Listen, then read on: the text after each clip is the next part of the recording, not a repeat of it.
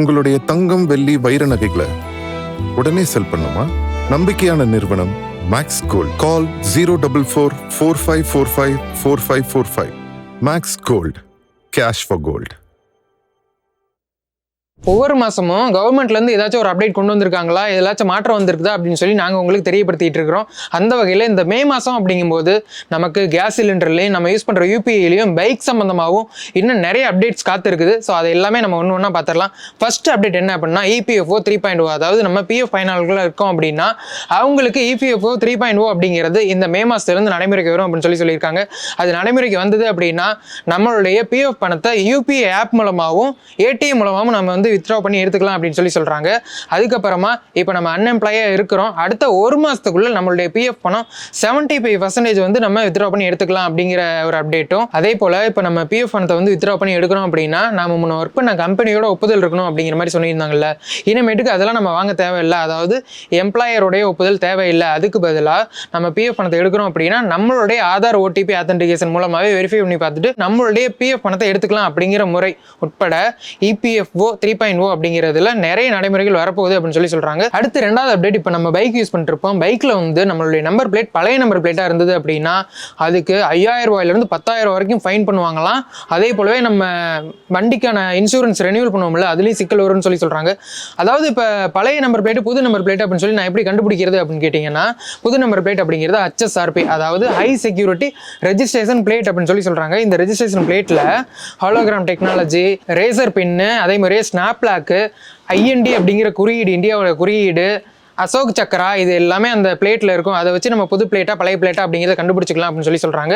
அதனால புது பிளேட் மாத்தாதவங்க மாத்திருங்க. அது எப்படி மாத்தணும் அப்படிங்கிறத அடுத்த வீடியோல டீட்டெயிலாவே நான் சொல்றேன். அடுத்ததா மூணாவது அப்டேட் என்ன அப்படின்னா இன்கம் டாக்ஸ் ரூல்ஸ்ல ஒரு மாற்றம் கொண்டு வந்திருக்காங்க. இப்போ வந்து நம்ம பேங்க்ல ஒரு பணம் போடுறோம் அல்லது பணம் எடுக்கிறோம் அப்படின்னா அதை டெய்லியுமே மானிட்டர் பண்ணிட்டு இருந்தாங்க, அதுக்கான ரிப்போர்ட் ரெடி பண்ணிட்டு இருந்தாங்க.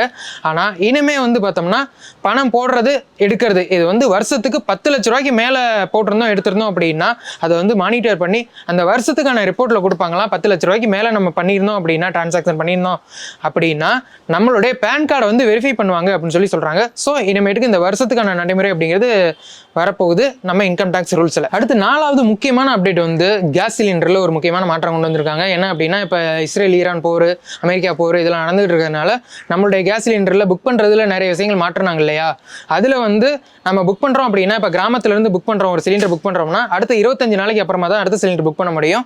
அதே போல இப்போ நகரத்துல இருந்து நம்ம சிலிண்டர் புக் பண்றோம் அப்படின்னா 45 நாள் டைம் லிமிட் முடிஞ்சதுக்கு அப்புறமா தான் நம்ம புக் பண்ண முடியும் அப்படின்னு சொல்லி அந்த புக் பண்றதுல ரூல்ஸ் இருக்குது. அதே போலவே இப்போ அந்த புக் பண்ண சிலிண்டரை டெலிவரி பண்றதுக்கும் ஒரு முக்கியமான நடைமுறையை கொண்டு வந்திருக்கிறாங்க.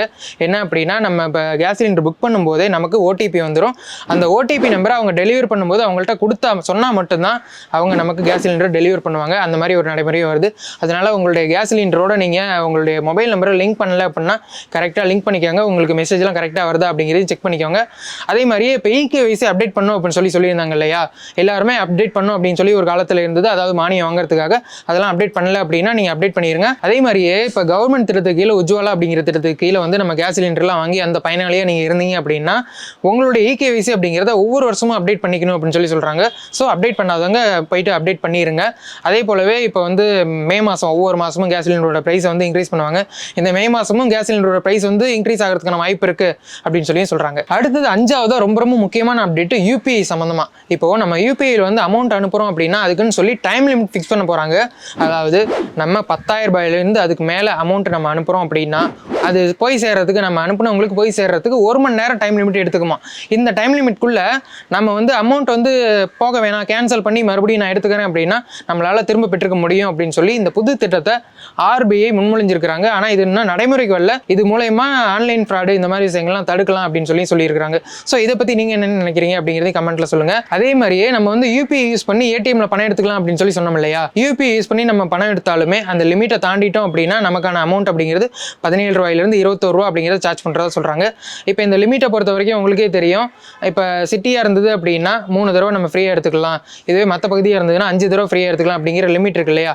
அதே மாதிரியே தான் இந்த லிமிட்டை யூபிஐக்கும் இப்போ எக்ஸ்டெண்ட் பண்ணியிருக்காங்க. இப்போ யூபிஐ யூஸ் பண்ணி நம்ம இன்சூரன்ஸ், இபி பில்லு, சந்தா, மாச சந்தா, மியூச்சுவல் ஃபண்டு இது எல்லாமே நம்ம இன்வெஸ்ட் பண்றோம், அதாவது ஆட்டோ டெபிட் மூலமா இன்வெஸ்ட் பண்றோம் அப்படின்னா அதுக்கு வந்து ஓடிபி முன்னெல்லாம் கேட்டது. ஸோ இப்போ இந்த ஓடிபி அப்படிங்கிறத 15,000 ரூபாய் வரைக்கும் லிமிட் வச்சிருக்காங்க. 15,000 வரைக்கும் நம்ம ஆட்டோ டெபிட் வச்சுக்கிட்டோம் அப்படின்னா எந்த ஒரு ஓடிபி நம்ம கொடுக்க தேவையில்லை அப்படின்னு சொல்லி சொல்கிறாங்க. ஸோ இந்த ஓடிபி லிமிட்டுமே நம்ம யூபிஐயில் ஒரு புது அப்டேட்டாக கொண்டு வந்திருக்காங்க. அடுத்து 6வது அப்டேட் என்ன அப்படின்னா, இப்போ நம்ம மெட்ரோவில் பயணிக்கிறோம் அப்படின்னா அதுக்குன்னு சொல்லி அட்டை வச்சுருந்துருப்போம். அந்த அட்டைக்கு மாதம் நம்ம ரீசார்ஜ் பண்ணிக்குவோம். இனிமே சிங்கார சென்னை அட்டை அப்படின்னு சொல்லி நம்ம ஏடிஎம் கார்டு யூஸ் பண்ணுவோம் இல்லையா, அந்த ஏடிஎம் கார்டு மாதிரி ஒரு அட்டை கொண்டு வந்திருக்காங்க. இனி இதை தான் நம்ம யூஸ் பண்ணணும் அப்படின்னு சொல்லியிருக்காங்க. மே 1ஆம் தேதியிலிருந்து நடைமுறைக்கு வருதான். பழைய அட்டை அப்படிங்கிறத கேன்சல் பண்ணுறாங்க. சரி, பழைய அட்டையில் நான் ரீசார்ஜ் பண்ணி வச்சிருக்கேன், அந்த அமௌண்ட் என்ன பண்ணுறது அப்படின்னா அந்த அமௌண்ட்டை இந்த அட்டைக்கு ட்ரான்ஸ்ஃபர் பண்ணிக்கலாம் அப்படின்னு சொல்கிறாங்க. ஸோ இனி சென்னையில் நீங்கள் மெட்ரோ ட்ரெயினில் பயணிக்கிறீங்க அப்படின்னா இந்த சிங்கார சென்னை அட்டை அப்படிங்கிறத வாங்கி வச்சுக்கோங்க.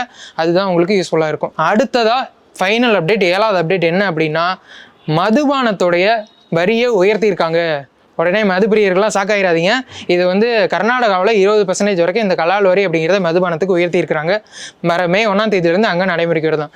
இதை பார்த்த நெட்டிசன்கள்லாம் கமெண்ட்டில் என்ன சொல்கிறாங்க அப்படின்னா, நம்ம தமிழ்நாட்டில் கூட மதுபானத்தோட வரியை வந்து 50% உயர்த்தி விடுங்க, அப்போனாச்சும் குறைக்கிறது கம்மியாகுமா அப்படின்னு சொல்லிட்டு இருக்காங்க. ஸோ இதை பற்றி நீங்கள் என்ன நினைக்கிறீங்க அப்படிங்கிறத பற்றியும், கவர்மெண்ட் இன்னும் என்னென்ன விஷயங்கள்லாம் அப்டேட் பண்ணியிருந்தா நல்லாயிருக்கும் அப்படின்னு சொல்லி, இந்த அப்டேட்லாம் எப்படி இருக்குது, இது வரைக்கும் பண்ண அப்டேட்லாம் எப்படி இருக்குது, உங்களுக்கு யூஸ்ஃபுல்லாக இருக்கா அல்லது உங்களுக்கு பாதகமாக இருக்கா அப்படிங்கிறதையும் கமெண்ட்டில் சொல்லுங்கள். இதை பற்றி டீட்டெயிலாக நம்ம நெக்ஸ்ட் வீடியோவில் பார்ப்போம். தேங்க்யூ. இந்த அடுப்பு ஒன்று போதும்டா.